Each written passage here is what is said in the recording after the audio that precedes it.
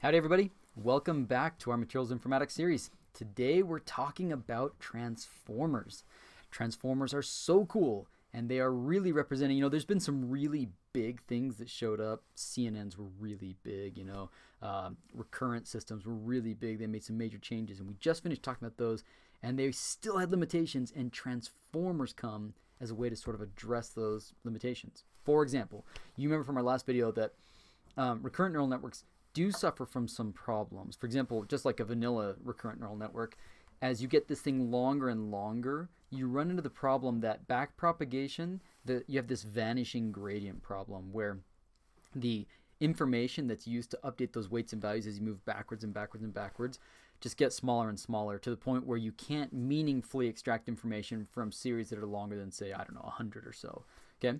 So the one way to fix that was to introduce memory, right? And so we had LSTMs and GRUs, and these made some big improvements to allow us to look even further back, say 1,000 sequences back. So that was pretty powerful, but they still fundamentally were forgetting, right? It was still short-term memory. It's long short-term memory, but it's still short-term. So it would be really great if we could look back even further. The paper that kicked this all off with transformers was this one, labeled "Attention is All You Need." It's been cited a gazillion times by now. I think 35,000 or something last time I checked, and it's only 5 years old, which is crazy. But this came out of Google, plus looks like an individual at Toronto. Really great paper. They introduced the so-called transformer architecture, or the attention head, multi-attention head architecture. So you'll see it on the right, and we're going to talk more about these things in detail. But what they were doing this for was not material science data. It was for natural language processing, meaning if you're going to predict the next word in a sentence or phrase, or do machine translation of one language to another, then you're interested in working with words. And so the very first thing that they have to do is think about, well, how do you embed, right? What embedding do you use to turn your words into vectors? Because the word itself is just a string of characters, and the computer doesn't know what that means. It doesn't know that talk and lecture are similar, or that Seattle and Boston are kind of similar because they're both places. It doesn't know any of those things. So the first thing they had to do, since they're going to do machine learning with words, is you have to turn those into vectors, right? And there's a bunch of different ways to do that, right? If you had a problem where you weren't dealing with words, but you were, say, like what we're doing in material science, maybe you had a composition-based feature vector, then you would skip this step, right? Because it's already a vector. You don't need to turn it into one. But for words, you do. And there's different ways to do it, right? So there's the word to vec, is I think what they did in this first one. I don't remember. I'm pretty sure they did word to vec. But there's also other ones like GLOVE, global vectors for word representation, out of Stanford, I think. And others, right? There's many others out there nowadays. In fact, now the transformer architecture has its own way of doing them. But before it existed, this was what they used to basically turn their words into vectors. Okay? But it's not just the word itself that needs a vector. You really need to take into account that even the same word can have different meanings depending on the context of words around it, right? So you need a positional encoding, right? The position of that word in a sentence or phrase or paragraph or whatever could change its meaning. Consider these examples from material science, right? The deadline creeped up on me versus the tensile specimen creeped until failure, right? Totally different meanings. Creep as it can mean different things in different contexts. How about this one? She conducts the music beautifully. Or the ceramic only conducts ions. Again, totally different meaning. Or I observe necking in my sample. I observe necking in the parked car as a lover's lookout, right? So you have to be able to encode the position of a word to really get the true context of it right? So there's lots of ways to do that. Positional encodings. Oftentimes they'll take the word vector, like maybe this is your word vector over here, and then you'll simply add something to it, and this is your positional encoding to now get your embedding in context. Here's one way that you could do that. You could say that the positional encoding is a cosine of the position divided by 1000 raised to 2i over some fitting parameter of your model. That's just one example. There's many others that you could use, but it's going to be something to encode position, right? And it's just another tunable parameter, okay? All right, now, once you've vectorized your inputs, if it's words, then you had to do the word embedding. If it's material science, then you do a composition-based feature vector or whatever else. But you are now ready to pass this to the encoder block with multi-head attention and feed-forward layers. So what is going on here? If you look at this diagram, you've got your inputs. You did your embedding. This was the positional encoding to make sure that your embeddings have the right meanings. But now this whole block here, this is your multi-head attention and feed-forward layer. So you have this multi-head attention and then this feed-forward layer. We'll talk about what that is. And then that gets fed to another block over here called your decoder block, right? Which also has, this time it's a masked multi-head attention, followed by a multi-head attention, followed by a feed-forward. Comes out with a linear and then a softmax. So, and then obviously your output embeddings as you're doing, say, the translation. This is as they're being translated, you're embedding them as you go, because that is useful information as well. So we're going to go through all these sort of chunks one by one. But first, let's start with the attention block. So the attention block itself creates attention vectors. And attention vectors essentially tell us what each input pays attention to in the sequence of data. Let's imagine a really simple sequence of data, like the phrase, the ceramic only conducts ions.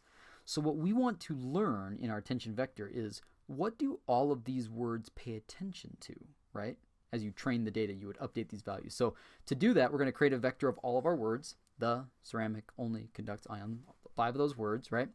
And we're going to figure out the word the, what does it pay attention to?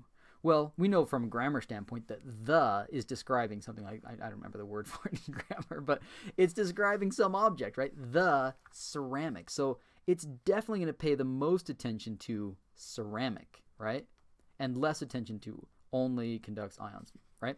Whereas the ceramic, right, it's going to pay attention to the, but it'll probably pay attention to things like ions, because those are commonly found together, maybe conduct, right? A little bit, it'll pay attention to those two things.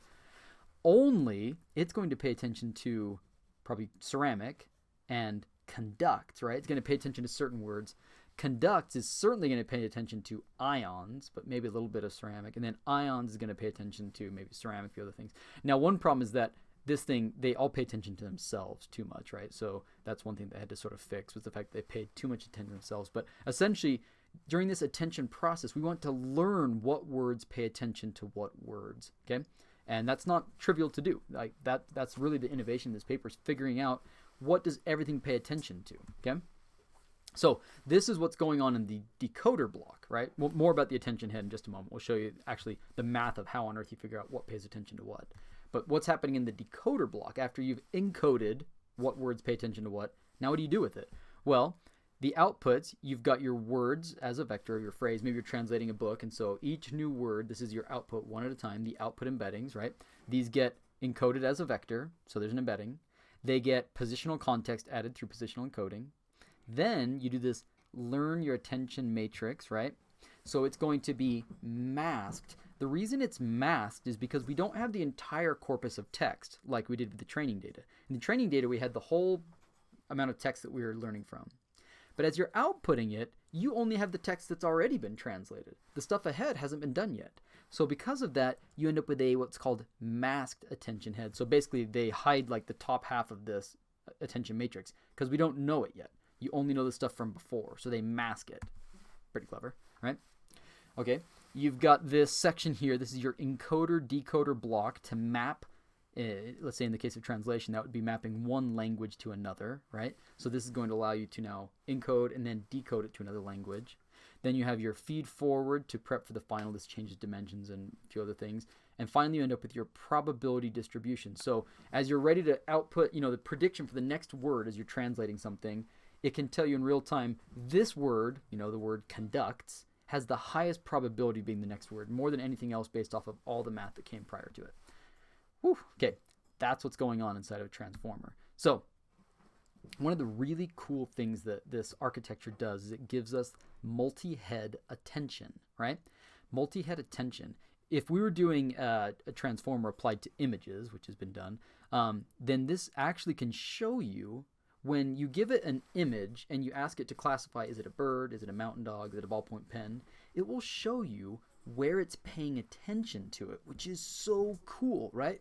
It will pay attention and it will say, hey, this time in this layer, when it said that this was a bulbul bird and this was a mountain dog and that's a ballpoint pen, it was paying attention to what I'm going to say are sort of local aspects. Like it was really looking at the head, here it was looking at the eyes and kind of right there. Here it was looking at this part of the pen and this portion up here. But a different multi-head, right? A different head in the multi-head, right? Because there's multiples of these, Look at this one. It's more looking at like a global example. It's looking more like the full face, the full pen. So it could look at just a small area or the whole thing. The point is that you give it multiple different perspectives on where to focus when doing a problem. This is really cool. This is powerful because you're not just relying on a single attempt to sort of understand a material. You're letting it look from various angles by giving it multiple different attention heads to use. Okay? So what is actually going on in those attention heads? Well, inside those attention layers, you have what's called a query, key, and a value. The query, the key, and the value are used to learn the relationships between all of your inputs with one another. Okay? It's a scaled dot product attention. So the Q, K, and V are our query, key, and value. These are abstract vectors. Think of these just like tunable parameters. These are just fitting parameters in our network. Okay? And we use these to figure out how much each word or each element in our input pays attention to every other element in its feature, right?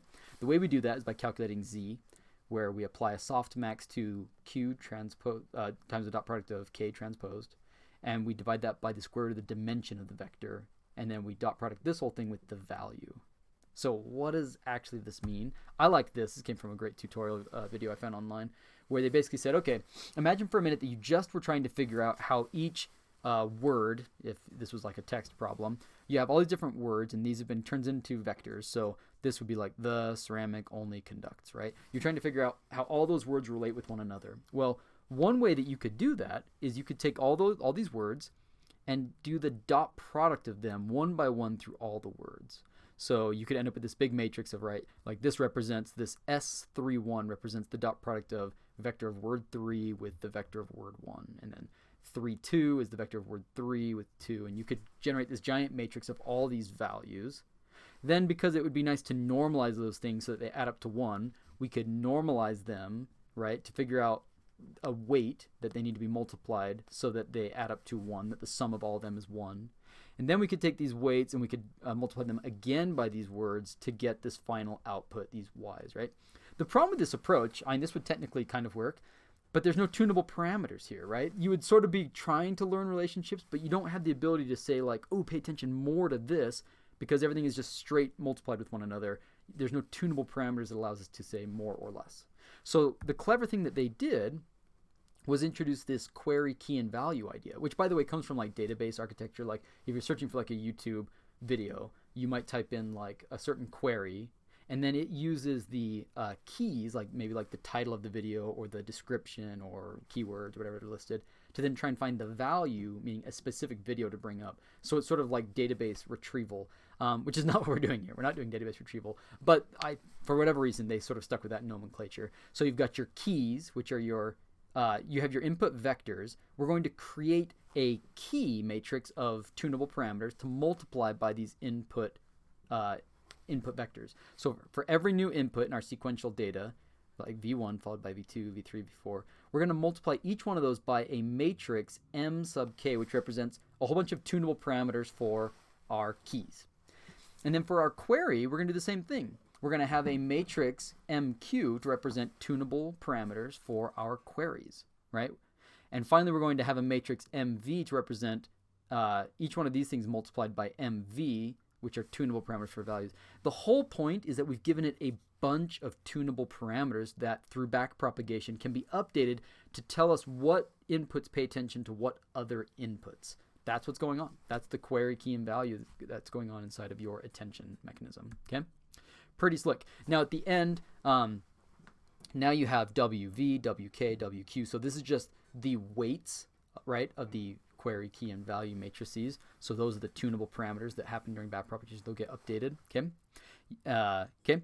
At the end of it, what's slick about this is that you can do these things in parallel. Like you can do this process for a single, like this right you're seeing here. This is a single attention head.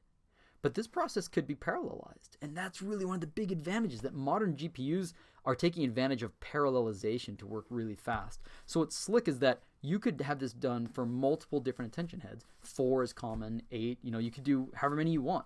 you can have a bunch of these things happening, and then you could average it across all of them at the end, right? You can come up with a single weighted matrix at the end after you take into account all of these individual attention heads. So hence why they call these a multi-head attention, because this attention process can be done in parallel, which speeds this thing up relative to the, impossible ways that we couldn't parallelize LSTMs and GRUs, okay?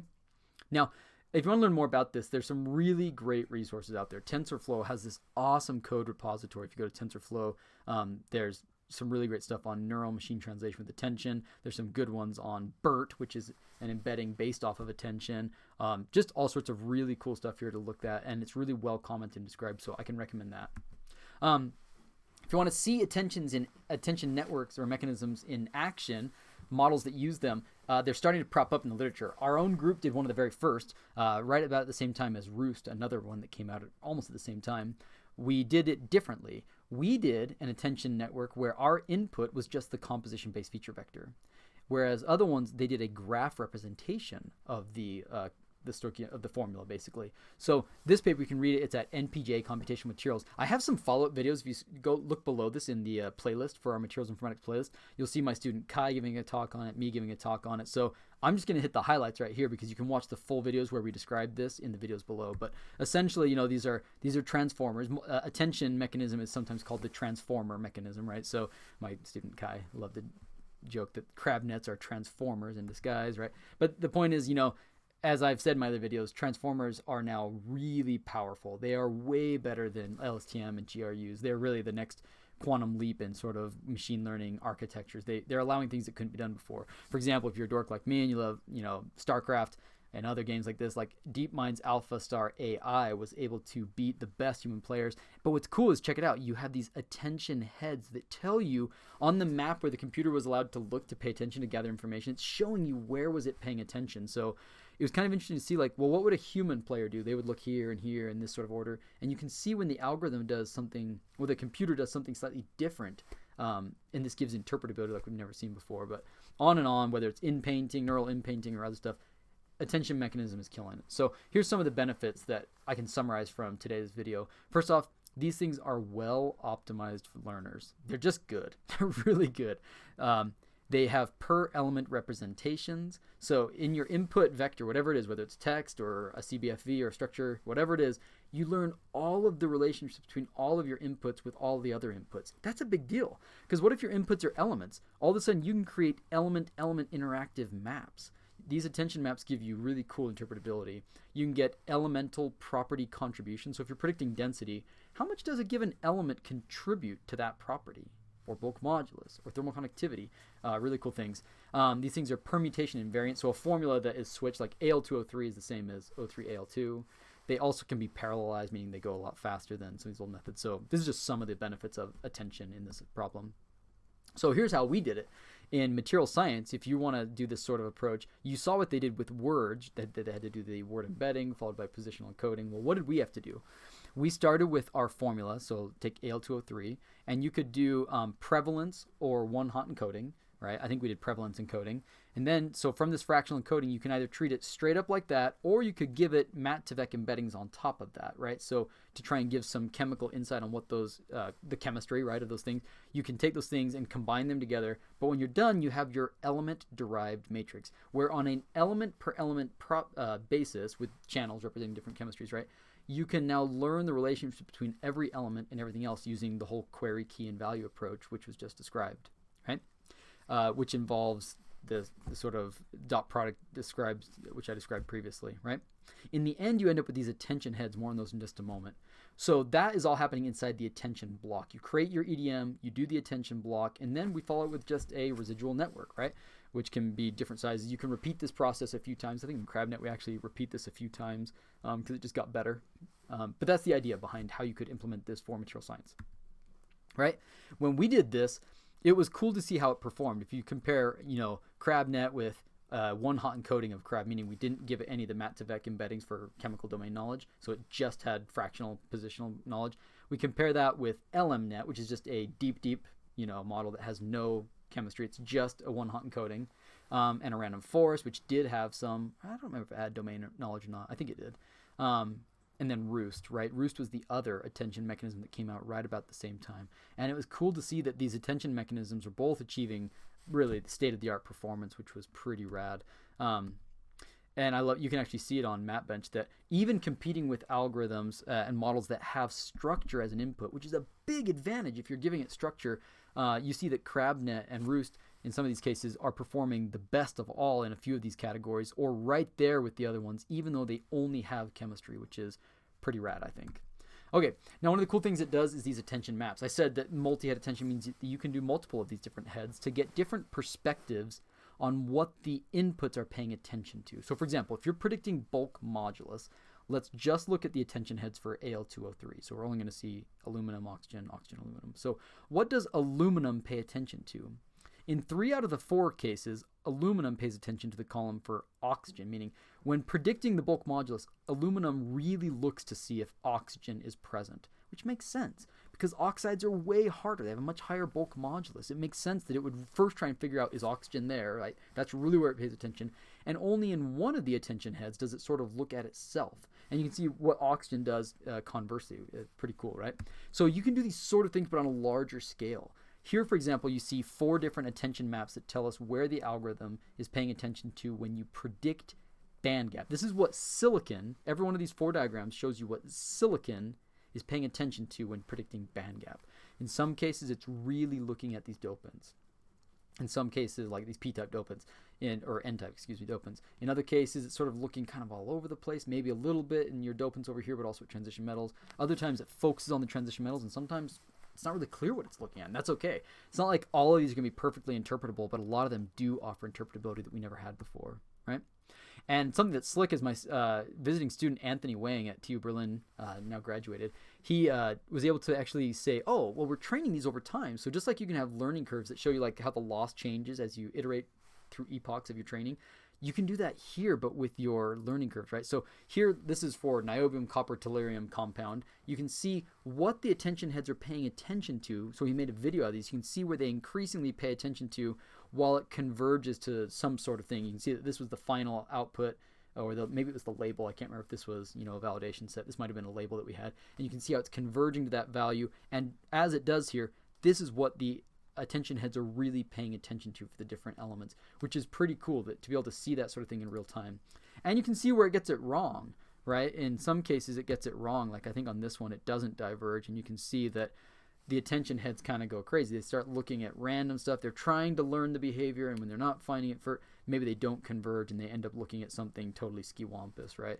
So in this case it was not doing well, and you can see it in this case like everything was paying attention to iron, which is probably not correct, right? So it's having a harder time learning it here, and you can see that it's not learning it well by looking at the evolution of the attention heads. Okay, pretty cool. I like this, that you can see this on a per element contribution, how different elements contribute to a given property, right?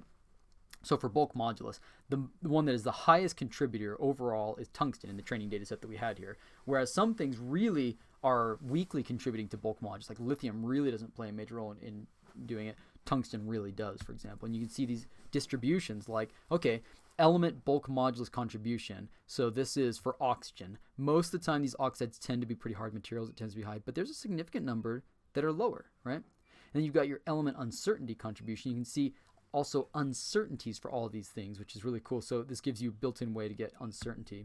So that was just a glimpse. Again, if you want more on our CrabNet attention-based models, just look below. We'll have some cool videos which go into a little bit more detail. But now I'm going to turn our attention to generative machine learning models for our next video. So stick around. These get really cool.